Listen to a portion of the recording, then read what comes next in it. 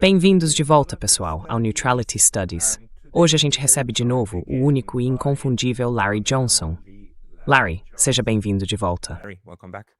Sam Alth, a Fords. Muito bom te ver também. Você é um dos melhores analistas para nos atualizar sobre o que está acontecendo, pelo menos do lado dos Estados Unidos, nessa guerra com o Irã. Você pode fazer um resumo para a gente agora, na minha manhã de quinta-feira, 7 de maio, e na sua noite de quinta, 6 de maio.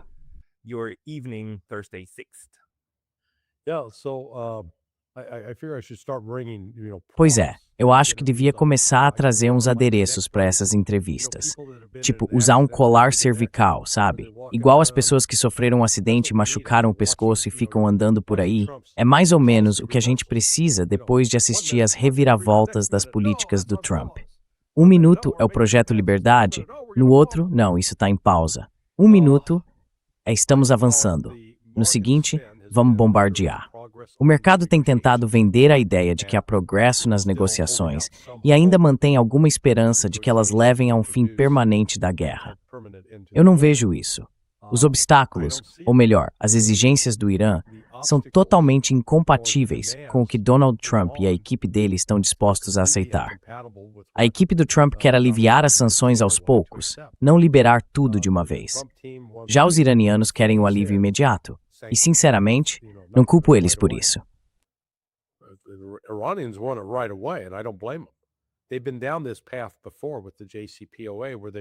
Eles já passaram por isso antes, com o acordo nuclear, o JCPOA.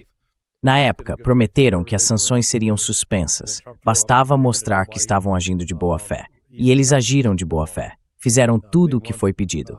Aí o Trump rasgou o acordo e ninguém aliviou as sanções que estavam sobre eles. Agora, eles querem que o dinheiro congelado seja devolvido. Na verdade, hoje mesmo, divulgaram o plano de como vão administrar o Estreito de Hormuz. E qualquer um que esteja aplicando sanções contra o Irã não vai poder usar o Estreito de Hormuz. Ponto final. Qualquer país que tenha permitido que os Estados Unidos usassem seu território, como a Arábia Saudita, o Catar, o Kuwait, o Bahrein, os Emirados Árabes Unidos ou a Jordânia, qualquer um desses que tenha deixado os Estados Unidos usar suas bases para atacar o Irã, vai ter que pagar uma multa.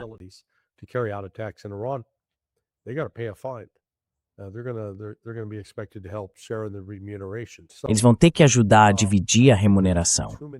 Então eu acho que há obstáculos demais e que boa parte disso pode ser encenada, pode ser puro teatro. Agora, se você ouviu o que o Marco Rubio disse ontem na coletiva de imprensa, não teve nada de conciliador ali.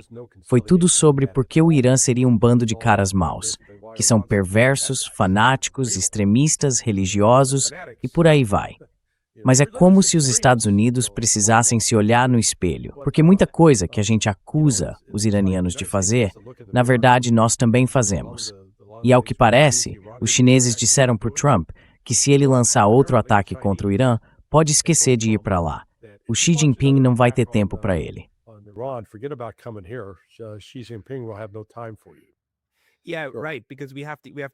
Pois é, exatamente, porque a gente tem o encontro entre o Trump e o Xi Jinping, marcado para mais tarde neste mês. E a gente acabou de ver o Arachi, acho que em Pequim, se reunindo com o ministro das Relações Exteriores da China, ontem ou hoje. O que você acha disso? Você ouviu alguma coisa sobre o que foi discutido lá?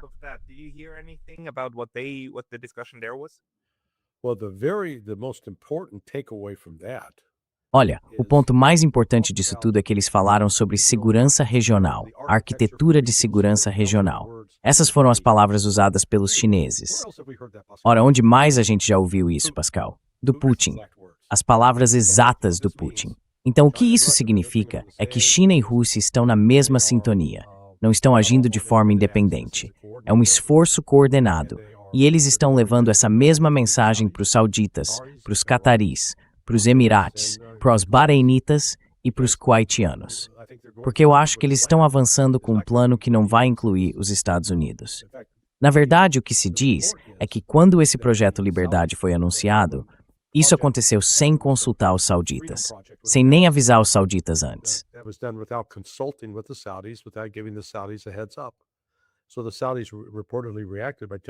Então, segundo as informações, os sauditas teriam reagido dizendo para os Estados Unidos: vocês não podem mais fazer operações aéreas a partir da Arábia Saudita.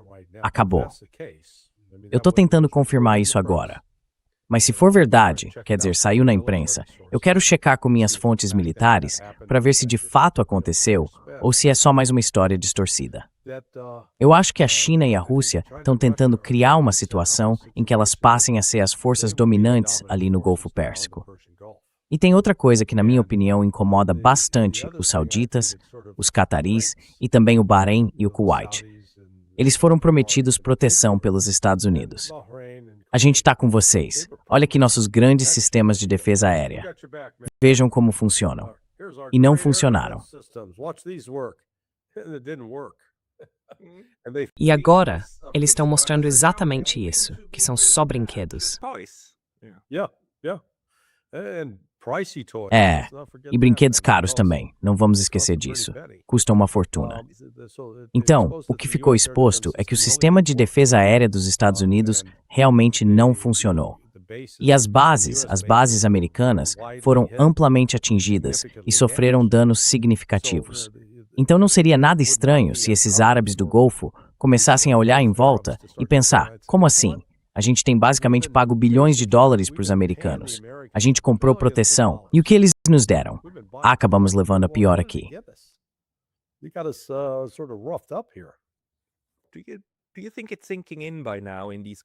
Você acha que já está caindo a ficha agora nesses estados do Golfo de que essa é a situação real?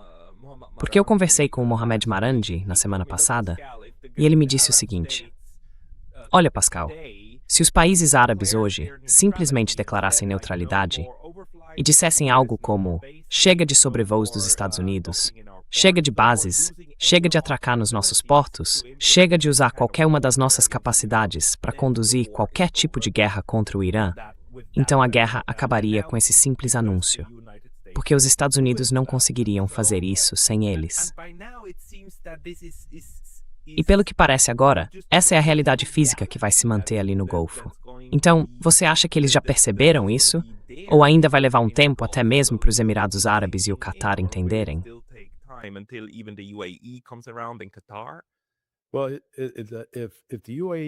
Olha, se os Emirados Árabes Unidos não participarem, e eles na verdade têm tomado atitudes bem provocativas, isso mesmo, se afastando dos outros países árabes do Golfo. As tensões com a Arábia Saudita voltaram a crescer.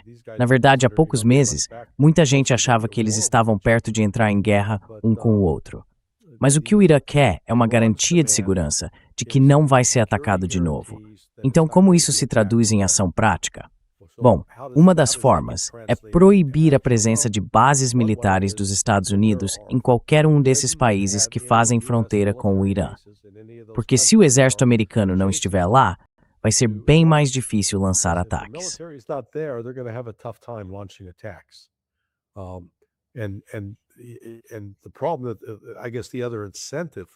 E o problema, eu diria, o outro incentivo para os árabes do Golfo talvez seguirem por esse caminho, é que se você permite a entrada dos Estados Unidos, você vira um alvo. E na era dos drones, dos mísseis balísticos de curto e médio alcance e dos mísseis de cruzeiro, o alvo agora é você. Eles já sofreram danos. A gente ainda não tem um cálculo completo, mas alguns dos primeiros indícios mostram que vai levar literalmente anos para recuperar parte dessas capacidades.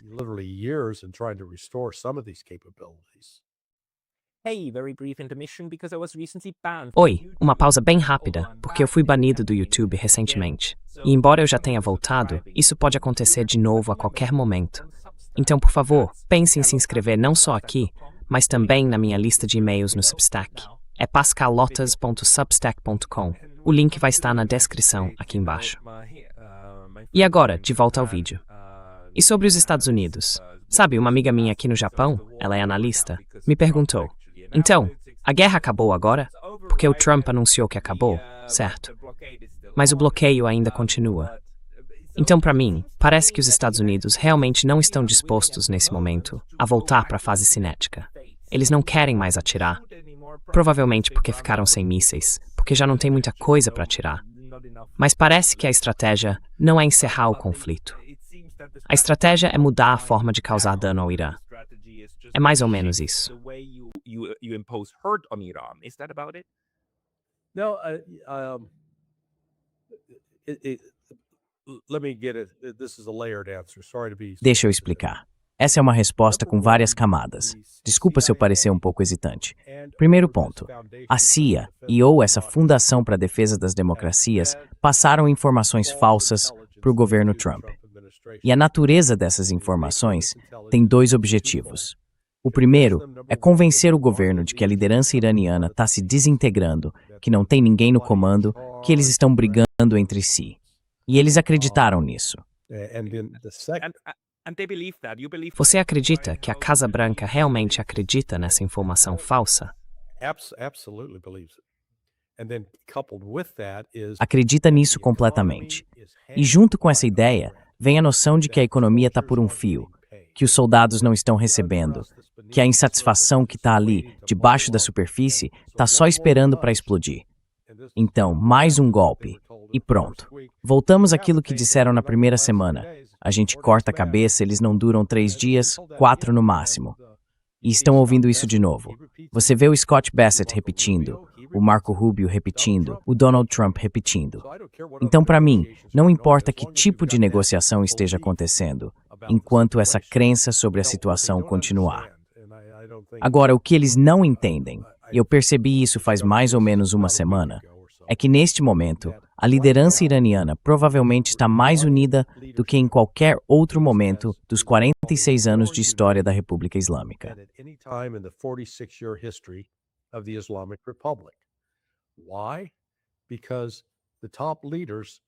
Por quê? Porque as principais lideranças têm uma coisa em comum.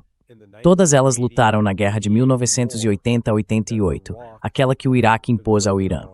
Todos eles. O Pezeshkian foi convocado para o exército, mas serviu como médico e fez todo o serviço dele como médico na Guarda Revolucionária. O Arakchi, que é o ministro das Relações Exteriores, também estava na Guarda Revolucionária. O Galibaf, presidente do parlamento, o mesmo. E o Ayatollah Mojtaba Khamenei entrou na Guarda Revolucionária quando tinha 17 anos, em 1987, e lutou por 2 anos. Participou de 4 grandes batalhas. Então a gente está falando de uma geração de homens que... Bom, o mais novo é o Mojtaba, com 56 anos. O mais velho é o Pezeshkian. Ele tem 71. Eu tenho a mesma idade. E só para constar, eu tô com uma aparência melhor que a dele.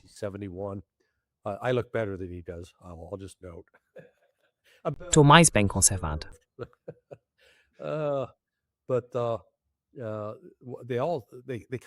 Mas todos eles saíram disso. Todos lutaram. Então foi. E eles fizeram isso quando eram jovens, sabe? Entre os 17 e os 30 anos. Isso molda quem eles são hoje. E agora foram atacados de novo, do mesmo jeito que foram em 1980, só que de forma ainda mais violenta. Então essa ideia de que estão brigando entre si divididos, isso é pura propaganda ocidental. É besteira. E quanto a economia está, sabe, funcionando no limite, prestes a desabar a qualquer momento. O bloqueio dos Estados Unidos é uma farsa, porque é uma questão simples de matemática. Se você vai fazer um bloqueio, isso significa que qualquer navio tentando sair dele, você tem que parar, tem que apreender.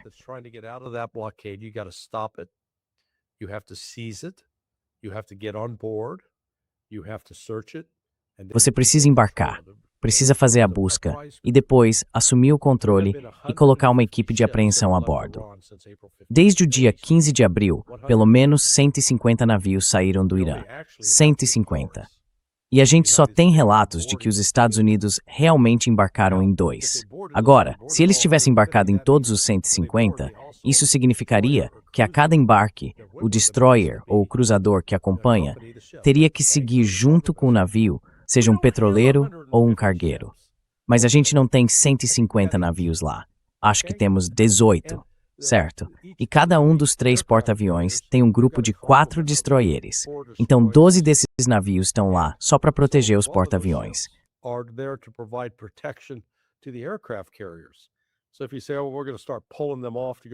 Então se você diz, Vamos começar a tirar eles de lá para prender navios? Você deixa os porta-aviões totalmente vulneráveis, completamente expostos. Então o bloqueio, na prática, não tem feito diferença nesse ponto. Mas tem outro lado, o Irã não está cercado. Eles têm acesso ao Mar Cáspio, à Rússia. Têm acesso, lá no canto nordeste, ao Turcomenistão. E no canto sudeste, ao Paquistão. E o Paquistão se abriu. Eles disseram, olha, abrimos 6 rotas de transporte que estão levando contêineres de 40 pés. E por aí vai, com mercadorias entrando e saindo do Irã. Então, essa história de que o Irã está em desespero econômico, que nunca esteve em situação pior, é só as autoridades dos Estados Unidos se iludindo.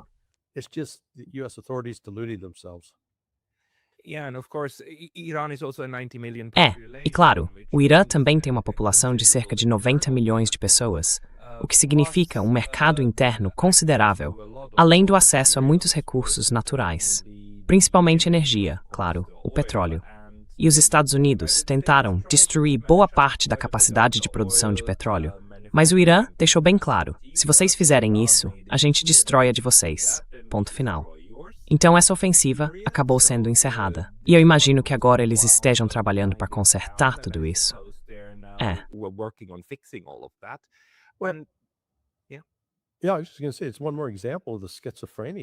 Eu ia justamente dizer isso. É mais um exemplo da esquizofrenia da política externa e da política de energia dos Estados Unidos. Lembra? 2 semanas depois, o que o Scott Bessent anunciou? Estamos suspendendo as sanções sobre o petróleo russo e iraniano para todo mundo poder comprar. E eles não estavam tentando destruir nenhum carregamento de petróleo no mar aberto, porque precisavam disso para tentar estabilizar o preço. Agora, eles fracassaram. Fracassaram nisso.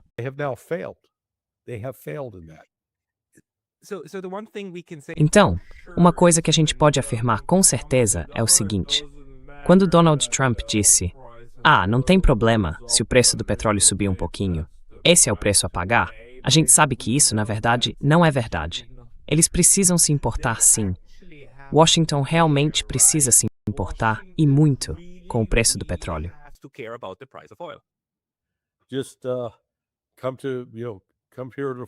Vem aqui para a Flórida, eu te levo num posto de gasolina local e você vai ouvir o pessoal reclamando. O povo não está feliz. Minha esposa voltou outro dia e comentou que normalmente as pessoas saem do carro, abastecem e vão embora, sem conversar com ninguém. Mas agora é diferente. As pessoas estão dizendo, você acredita nisso? Esse tipo de coisa. Então o Trump tem um problema sério, porque olha só, vou te dar um exemplo. Na quinta-feira, o preço da gasolina estava em $3,96 o galão. Antes da guerra, era $2,54.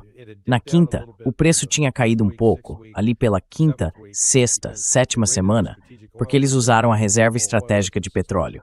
Liberaram mais óleo no mercado para tentar estabilizar o preço. Só que agora esvaziaram a reserva. Então na quinta o preço era $3,96. Na sexta, $3,98. No sábado, $4. Ontem, $4,04. Ou seja, em apenas 5 dias subiu 8%. So just in 5 days, it's gone up 8 cents. Você acha que o governo Trump realmente usa esse tipo de métrica como um dos indicadores para decidir o que dizer em seguida, para fazer o mercado cair?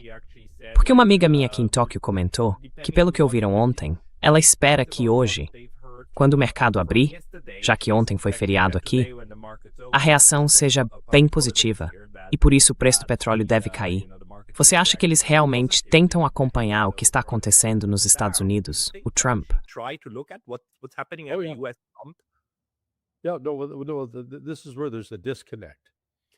Não, é aí que está o problema. Eles estão usando o mercado futuro que está completamente desconectado da realidade. Se você for, por exemplo, para Singapura, quando o navio chega para começar a descarregar o petróleo, eles não estão pagando. Digamos que o Brent estivesse a $110. Eu nem olhei hoje para ver quanto tá, porque tem muita manipulação no mercado. Mas o preço real que se paga no porto, porque o mercado de papel, o de futuros, não significa nada, o que se paga no porto, em Singapura, era $250 por barril de petróleo há umas 5 ou 6 semanas. Muitos países agora estão pagando 140, 150. Então tem aí uma diferença de pelo menos 40 a 50 dólares entre o que dizem que é o preço do mercado futuro e o preço real.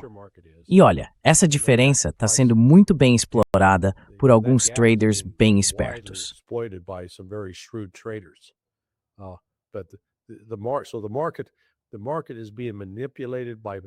Então o mercado está sendo manipulado pela política e pela percepção.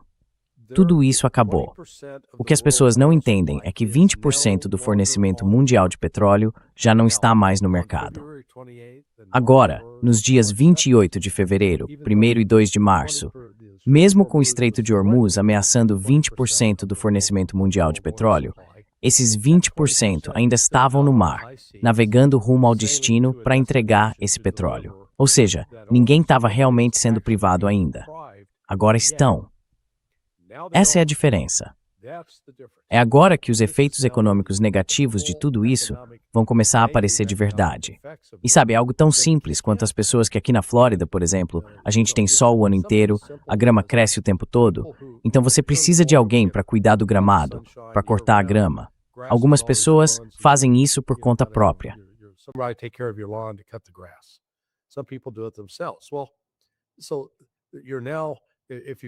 Bom, então agora, se você tem um cortador de grama com um tanque de 5 galões, basicamente está pagando de 5 a 8 dólares a mais pela gasolina do que há 2 meses.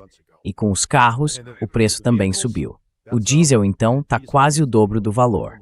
Ou seja, todo mundo vai sentir o efeito da inflação de imediato, porque as pessoas estão tendo que pagar mais, não só por serviços de jardinagem, por exemplo. Eu tenho cachorros, e a gente alimenta eles com comida natural. A gente compra um rolo de carne moída de cerca de 2,2 kg e divide. Cada um come mais ou menos 340 gramas por dia. Eles pesam uns 65 quilos, são cachorros grandes. Um ano atrás eu pagava 14 dólares e 50 por esse rolo de 5 libras. Hoje está 21,50. Uau! 2 semanas atrás estava 20,50.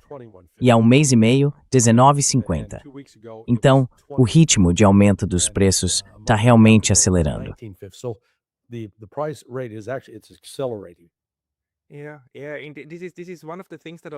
Essa é uma daquelas coisas que muita gente entende errado. Tipo, a inflação não é um fenômeno monetário.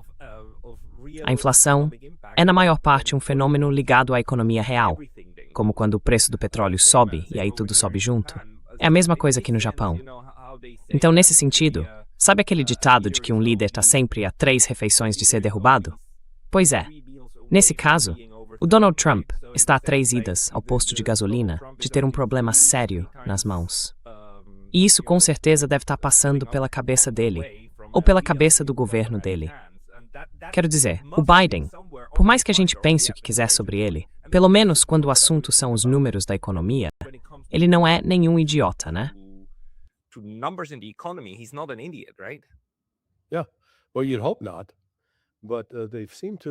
Bom, a gente esperaria que não. Mas parece que eles conseguiram manipular a situação, ou se convenceram de que não é algo tão grave assim. Agora, normalmente, economistas ou pessoas comuns olham para a inflação de um jeito só. Pensam, imprimimos demais, tem muito dinheiro correndo atrás de poucos produtos. Mas às vezes a inflação vem de imprimir dinheiro demais. Só que não é isso que está acontecendo agora. O que a gente tem é uma inflação real, causada por falta de produtos, certo? E essas faltas vão se espalhando por toda a economia. Não param num ponto só. Elas se propagam, como quando você joga uma pedra na água. As ondas vão se espalhando até a beira. Então isso vai afetar o preço da comida. E depois vai influenciar as decisões das pessoas. Tipo, quanto dinheiro eu estou disposto a gastar para comer fora, entende?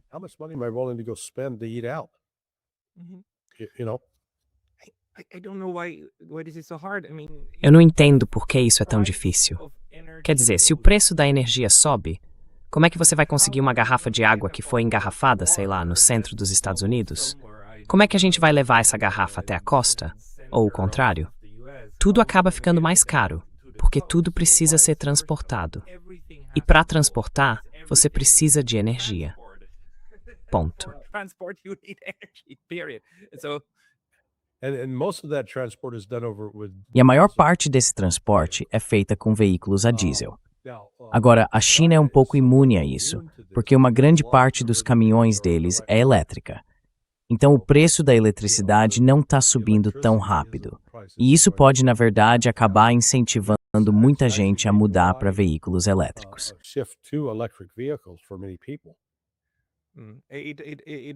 Sim, com certeza.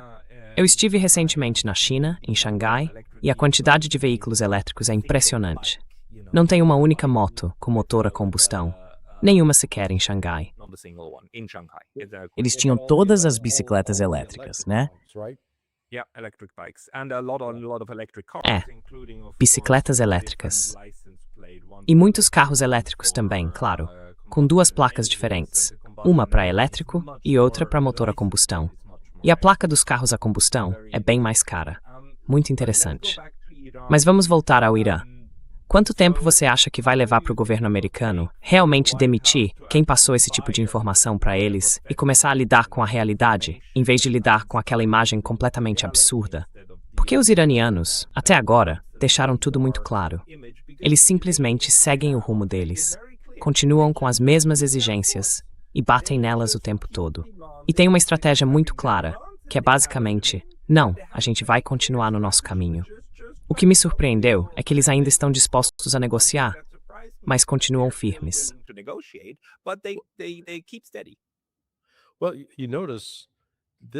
Veja, é o mesmo fenômeno que a gente tem observado em relação aos russos e as negociações com eles.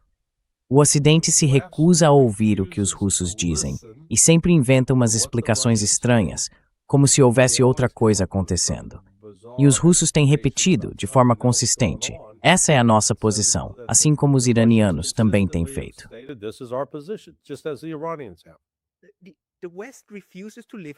E o Ocidente se recusa a viver no mundo real junto. Quero dizer, os russos, os iranianos, os chineses vivem. Eles dizem, olha, é assim, é isso que a gente precisa e é isso que a gente quer. Já o Ocidente, quero dizer, os Estados Unidos e a Europa, vivem dizendo, não, a situação é completamente diferente. A realidade é assim, então vocês têm que fazer isso. E os outros simplesmente respondem não. Então até quando isso pode continuar?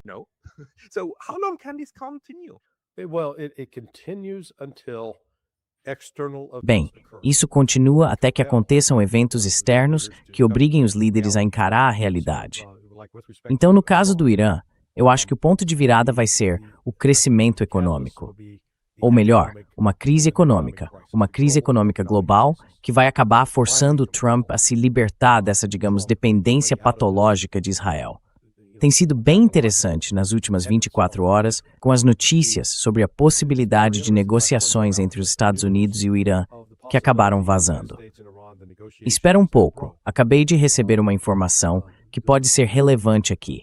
Deixa eu dar uma olhada rápida nisso.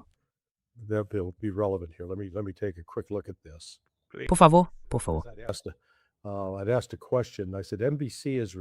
Porque eu tinha feito uma pergunta.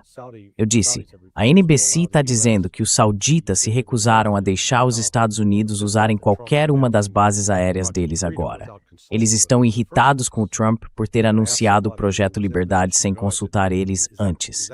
E eu perguntei, para alguém que está numa posição de saber, eu disse, isso é verdade? Ele respondeu, meu amigo disse sim, tá uma loucura agora tentando ajustar o plano de manobra do Comando Conjunto de Aviação, já que a gente não pode decolar nem pousar nada na base aérea Príncipe Saud nesse momento. Então, para deixar claro, a NBC está certa, a reportagem dele está correta. NBC's got an accurate report there. Isso quer dizer o seguinte, o Projeto Freedom era, na verdade, sobre os Estados Unidos tentando encontrar uma forma de retirar seu material e seu pessoal da base aérea do Príncipe Saud. E fazer isso sob o pretexto de uma operação humanitária, dizendo algo como, vamos evacuar os navios que ficaram presos lá. Só que eles tiveram que abandonar esse plano em menos de 24 horas. E o efeito colateral disso é que os sauditas ficaram muito, mas muito irritados. Porque tudo foi feito por cima deles. Basicamente, de novo, como se estivessem sendo jogados debaixo do ônibus.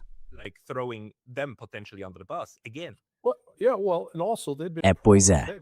E também prometeram para eles: olha, cara, isso vai acabar em 4 dias. O Irã vai ser derrotado. Eles nem vão encostar em vocês. E aí, como é que isso terminou? Não muito bem. Na verdade, o que aconteceu foi que o Irã derrotou 2 potências nucleares. E nem precisou de uma bomba atômica para isso. Isso começou a repercutir em todo o Golfo. E é interessante observar a reação dos sauditas, porque isso se conecta, na minha opinião, aos contatos deles com a China e com a Rússia. Eles estão trabalhando pelos canais diplomáticos com os sauditas, com os cataris. Então, isso cria um problema sério para os Estados Unidos. E qualquer tentativa que eles estivessem planejando de lançar, pelo que eu ouvi, e com uma confirmação bem confiável, os Estados Unidos provavelmente começariam hoje, dia 7, uma nova série de ataques no Irã. Mas eu acho que isso pode ter sido suspenso agora, em parte porque os sauditas estão dizendo: ah não, daqui do nosso país não vai decolar mais nada, esquece.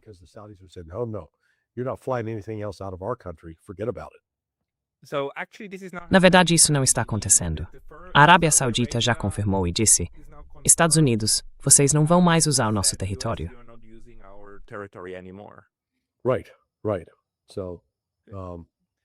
Certo, certo. E pelo que a NBC informou, o Trump ligou para o Mohammed bin Salman e disse algo tipo: ei, meu amigo, escuta aqui. E o Salman respondeu: não, não. Acho que ele disse algo como: olha, você vive dizendo que vai nos defender, mas continua tomando decisões por conta própria, que acabam nos colocando em mais risco. Somos nós que estamos sofrendo as consequências, não você. Não, não. Chega, não vamos mais entrar nesse jogo. E eu acho que eles realmente vão receber uma proposta melhor da Rússia e da China, porque os dois estão falando a mesma coisa sobre uma nova arquitetura de segurança, uma nova estrutura, uma nova forma de pensar a segurança no Golfo. O modelo anterior era baseado em ter os Estados Unidos prontos para atacar o Irã, fornecendo equipamento militar, mas em troca de os sauditas e os cataris comprarem bilhões de dólares em títulos do Tesouro Americano, sustentando com bilhões de dólares um governo dos Estados Unidos, que na prática não está nem um pouco preocupado com os interesses deles.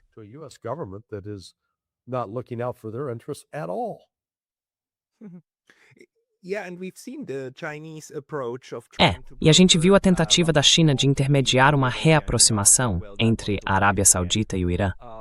E bom, essa acabou esfriando de novo. Mas quando os três, China, Rússia e Irã, falam sobre a arquitetura de segurança, o que eles propõem não é a abordagem dos Estados Unidos, que é basicamente a dissuasão, como se fosse uma arma apontada para a cabeça do outro. Eles falam em tentar descobrir como viver juntos, em algo que faça sentido, sem precisar se ameaçar o tempo todo. E isso, claro, tem muito a ver com conectividade, especialmente no caso dos chineses. E a gente já sabe que parte da campanha de bombardeios dos Estados Unidos tinha como objetivo destruir rotas terrestres, estradas e ferrovias no Irã que ligam o país à China. Tá bem claro que essa é a estratégia, né? Um lado tenta se conectar, o outro tenta sabotar essas conexões.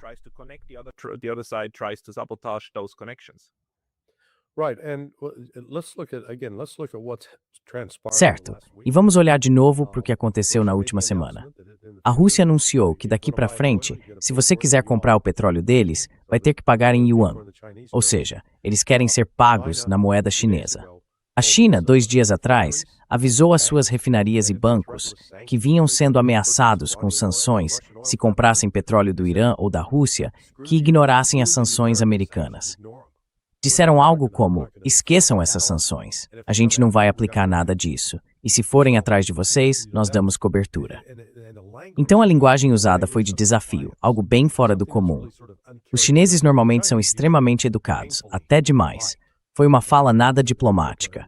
Ou seja, o Trump acabou conseguindo, de certa forma, unir e fortalecer uma nova aliança entre Rússia, China e Irã. E agora isso deve se estender a outros países do Golfo.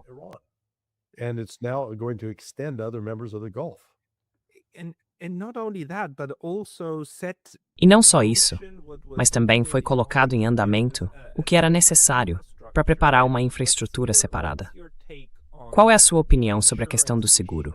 Porque veja, ameaçar um bloqueio ou ameaçar abordar navios e tudo mais, você pode fazer esse tipo de ameaça mesmo sem ter a capacidade real de cumpri-la.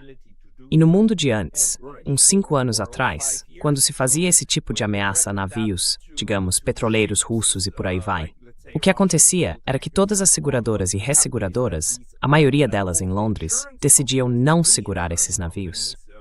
E isso basicamente deixava os navios parados, porque ninguém navega sem seguro, já que o custo é altíssimo.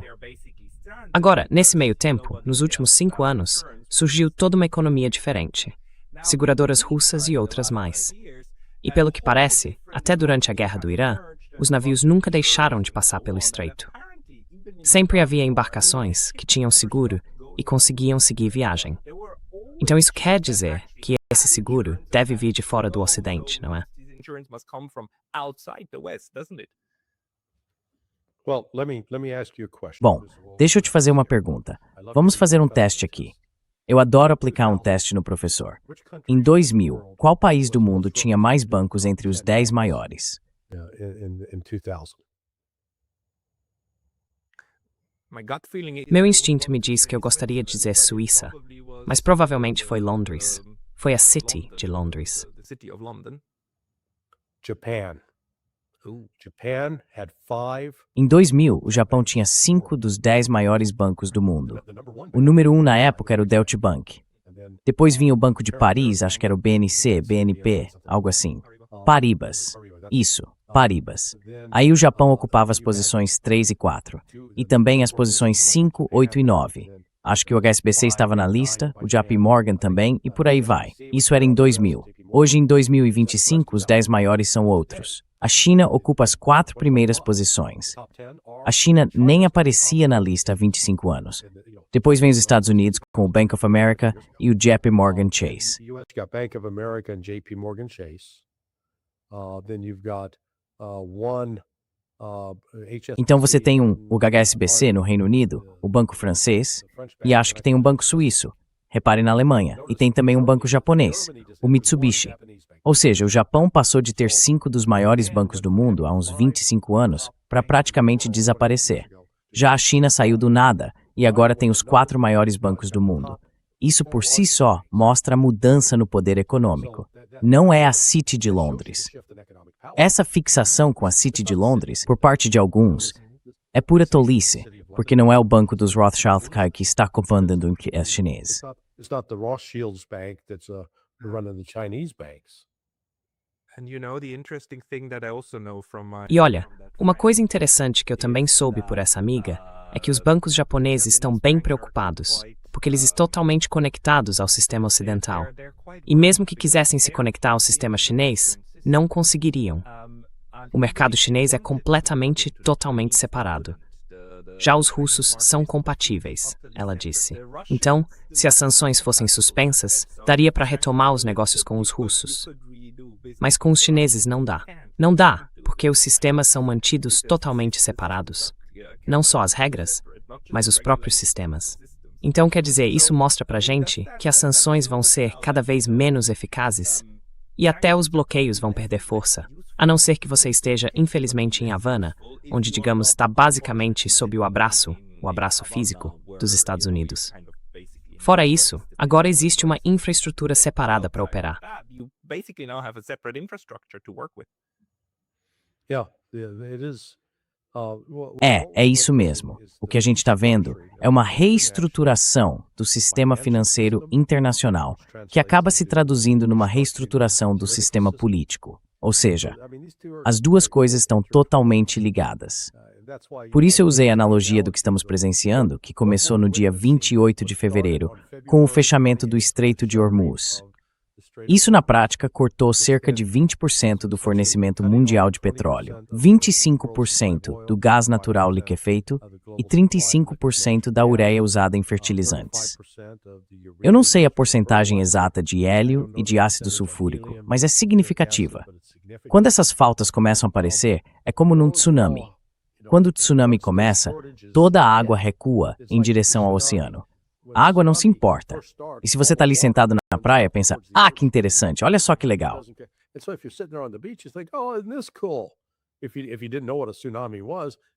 Se você não soubesse o que é um tsunami, ia pensar, poxa, olha só quanta praia livre a gente tem. Dá para ver os peixes se debatendo e tudo mais. Mas se você entende o que é um tsunami, sabe que é hora de levantar da cadeira de praia e correr para um lugar mais alto. Porque a água vai voltar, e volta com força. E é isso que a gente está começando a ver. É isso que a gente está vendo agora, com o preço do petróleo subindo. E não tem uma solução fácil. Não é como apertar um botão e fazer outro país da OPEP começar a produzir mais. Eles também têm seus limites. Então a gente tem visto, bom, o Arashi tem estado extremamente ocupado desde a segunda-feira da semana passada, ou melhor, já faz quase 2 semanas agora.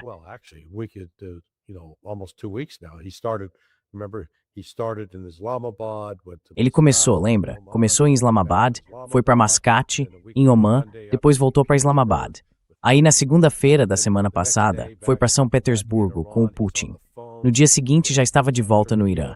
Ele tem falado por telefone com a Turquia, com os sauditas, com os iraquianos, acho que até com os sírios, acredite se quiser, e também com os cataris e os kuwaitianos. Com os Emirados Árabes ele não falou. Então, sabe, ele está ali atualizando todo mundo sobre isso. Qual é a situação? O que está acontecendo? Quais são os planos daqui para frente? Tentando construir uma relação. E parece que agora isso começa a dar resultado. Então essa guerra pode acabar? Talvez simplesmente porque os Estados Unidos não vão mais poder usar as bases militares na Arábia Saudita e no Catar. O Catar deve ser o próximo a seguir esse caminho. Vamos ver se isso acontece.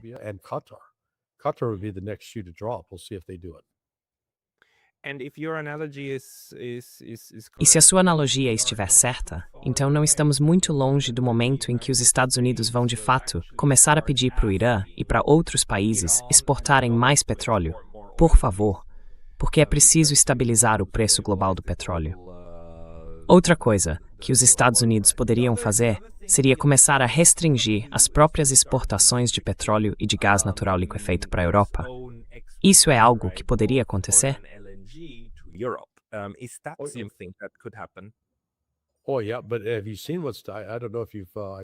Mas você viu o que está acontecendo? Não sei se você chegou a ver. Eu vi um gráfico ontem mostrando que à medida que essas diferenças de preço aumentam, o West Texas Intermediate, o WTI, como aparece lá no site oprice.com, estava mal passava de 100. Então, de novo, era um dos petróleos mais baratos do mercado. E adivinha? É isso que o pessoal no mundo todo está comprando. Então, os Estados Unidos, na verdade, aumentaram tanto as exportações que isso está gerando falta de produto aqui dentro, o que acaba piorando o preço da gasolina. Não dá para inventar uma coisa dessas, cara.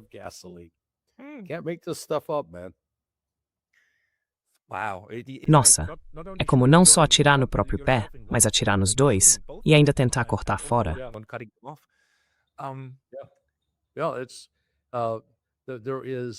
É quase como um tipo de loucura. Não é racional. Ou talvez seja, sabe, como o Scott Bessent, o secretário do Tesouro. Ele realmente acredita nessas coisas, que o Irã está em uma situação desesperadora e que a pressão dos Estados Unidos está sendo eficaz em provocar mudanças, mas não está.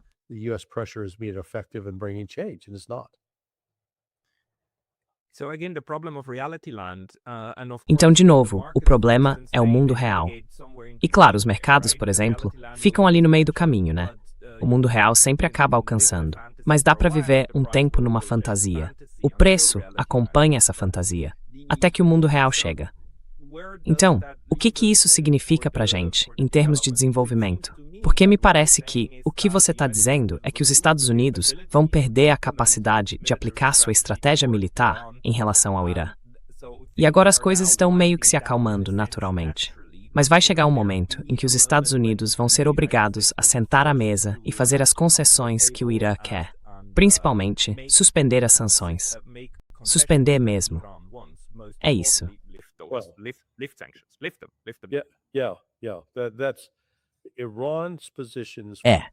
Essa é a posição do Irã. O Irã não está sob nenhuma pressão para se render. E o Irã deixou bem claro o que quer, quais são as suas exigências. Até agora, os Estados Unidos estão simplesmente ignorando isso. À medida que a situação econômica piora, tanto nos Estados Unidos quanto em toda a Ásia, cresce a pressão política sobre os Estados Unidos para resolver esse problema. Agora chegamos a um ponto em que, com toda essa interrupção no fornecimento de commodities, mesmo que tudo acabasse amanhã e dissessem, ok, estamos abrindo as torneiras de novo, e não houvesse nenhum dano sério a ser reparado, ainda assim levaria provavelmente uns 6 meses para voltar a um mercado estável, certo? Então vai haver um período de bastante caos nesses 6 meses intermediários.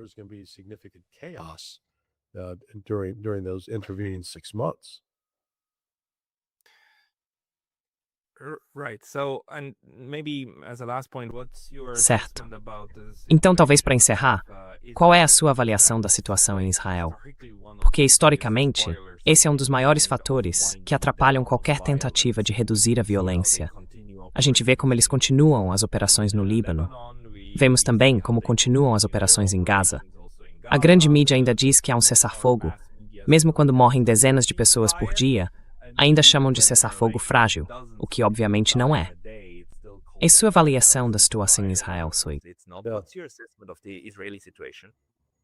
Israel's panicked right now. Israel está em pânico agora.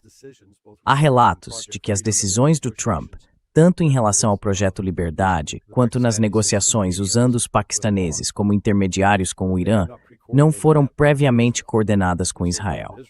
Então Israel informa que Netanyahu e Katz estão ligando para várias pessoas diferentes. Eu garanto que eles estão ligando para Miriam Adelson. E a Miriam Adelson, que tem uma linha direta com o Trump, vai ligar para ele e perguntar o que diabo está acontecendo. Então eu acho que esse tipo de pressão também vai funcionar sobre o Trump. Ele vai ser pressionado a continuar atacando o Irã, em vez de buscar a paz. Mas as pressões sobre ele estão aumentando, e ele vai ter que tomar uma decisão nos próximos 5 a 7 dias. Within the next 5 to 7 days. Mas será que eles poderiam? Digo, algumas informações que eu recebi na semana passada indicam que os Estados Unidos estão com estoques baixos. O inventário de mísseis Patriot, de sistemas DAD e outros, caiu cerca de 50% a 60%. Então a pergunta é, a capacidade de atacar o Irã com armas convencionais ainda existe neste momento? Ainda há material suficiente na região que possa ser usado num ataque? They've got on the offensive side. Olha, do lado ofensivo, eles estão com pouca coisa. O estoque de Tomahawks caiu muito, assim como o de JASSM. Esses são os mísseis de cruzeiro de longo alcance lançados a partir do F-35. O sistema de defesa aérea está em situação ainda pior. Eu sei que a CNN informou que os mísseis PAC-3 caíram 50%. Não, eu garanto que caíram 90% e estão bem escassos.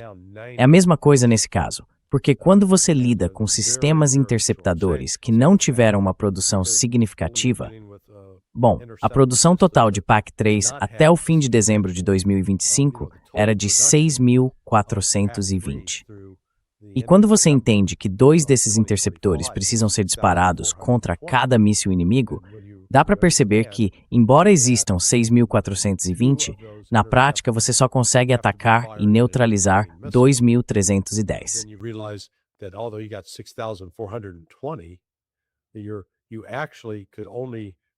Mísseis de cruzeiro balísticos e drones. Olha, quando a gente vê os números agora, nós mandamos 1.000 daqueles PAC-3 para a Ucrânia e a Rússia já lançou mais de 12.000 mísseis nos últimos 4 anos. Então, claramente, não há mísseis Patriot suficientes para fazer diferença nisso.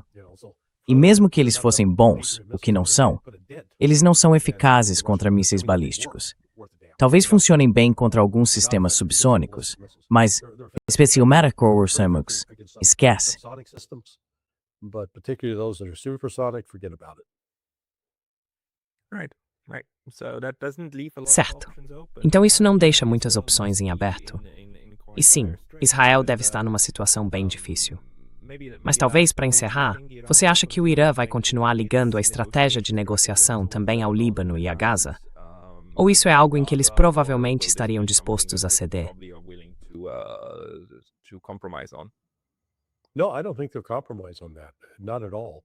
Particularly. Não, eu não acho que eles vão ceder nisso. De jeito nenhum. Principalmente pelo fato de que os israelenses não só mataram o Ayatollah, mas também aquelas 168 meninas.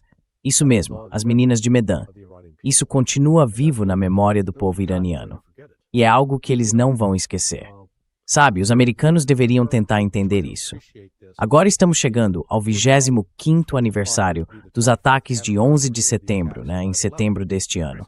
E mesmo assim, até hoje, eles ainda se reúnem na manhã de 11 de setembro para ler o nome de cada uma das vítimas.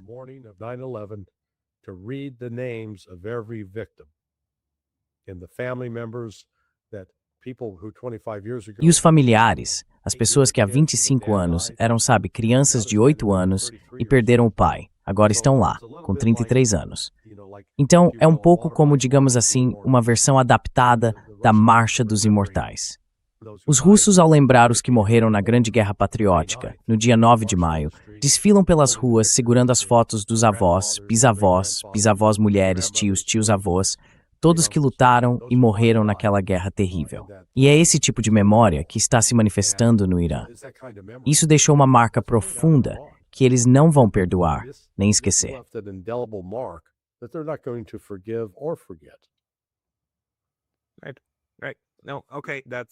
Certo. Não, tudo bem. Isso realmente faz muito sentido. E como o Irã está de fato vencendo a guerra, a versão dele sobre o que essa guerra significava é a que vai prevalecer, especialmente fora do Ocidente. Larry, isso foi muito completo. Muito obrigado. Quem quiser ler mais sobre o seu trabalho e te acompanhar, deve ir, claro, para o seu ótimo site, sonar21.com, certo? Isso mesmo. Yes, that's it. Come there. Vem cá, eu também estou no Substack, como Larry C. Johnson. Então essa é uma alternativa. Eu ia dizer o seguinte, se as pessoas quiserem se inscrever, muita gente gosta de se inscrever para receber um aviso. Isso vem direto da minha página no Substack. Eu não cobro nada por isso. Se alguém quiser fazer uma doação, pode. No Substack eu digo assim, olha, se quiser comentar, paga uma pequena taxa, mas fora isso, pode ler de graça e tem o mesmo acesso de qualquer jeito.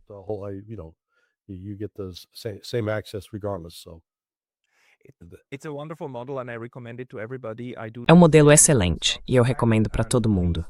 Eu faço o mesmo no Substack. E por favor, deixem uma assinatura no Substack do Larry, uma assinatura paga, porque o Larry também foi banido do YouTube. Preciso lembrar todo mundo, você foi expulso do YouTube. Não pode mais estar lá. Mas no Substack ainda existe liberdade e também uma forma de apoiar o seu trabalho. Então, pessoal, assinem o Substack do Larry ou entrem na página dele, Larry Johnson. Muito obrigado pelos seus tempos. Oi, Pascal. É sempre um prazer, meu amigo. E espero que um dia desses a gente possa se encontrar pessoalmente. Espero que sim. A gente vai fazer isso em breve. Até mais. Tá bom, se cuida. Tchau, tchau. Bye.